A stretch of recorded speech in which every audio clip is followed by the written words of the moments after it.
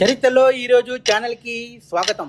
1974 సంవత్సరం భారతదేశం ఇంధన అవసరాల కోసం విదేశాలపై ఎక్కువగా ఆధారపడుతున్న కాలం.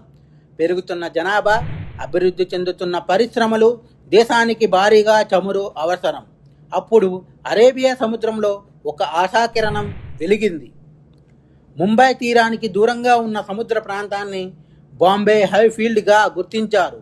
ఓఎన్జీసీ శాస్త్రవేత్తలు, ఇంజనీర్లు సముద్ర గర్భంలో పరిశోధనలు ప్రారంభించారు.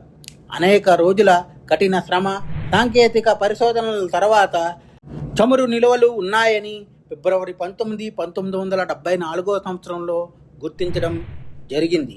ఈ ఆవిష్కరణతో దేశీయ చమురు ఉత్పత్తి పెరిగింది. విదేశీ చమురు దిగుమతులపై ఆధారపడడం తగ్గింది. ఆర్థిక వ్యవస్థ బలపడింది. పరిశ్రమల అభివృద్ధికి ఊతం లభించింది. బాంబే హై భారతదేశానికి ఒక శక్తి కేంద్రంగా మారింది. ఈ ఆవిష్కరణతో భారత్ ఇంధన రంగంలో స్వయం సమృద్ధి వైపు అడుగులు వేసింది.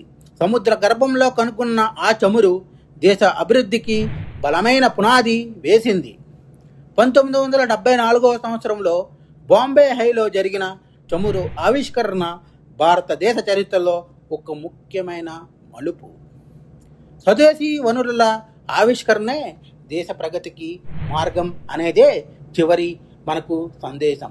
మా కంటెంట్ మీకు నచ్చినట్లయితే లైక్ చేయండి, షేర్ చేయండి, సబ్స్క్రైబ్ చేయండి. మా ఛానల్ యొక్క నోటిఫికేషన్ మీ వరకు అందాలంటే కింద కనబడుతున్న బెల్ ఐకాన్ని ట్యాప్ చేయండి.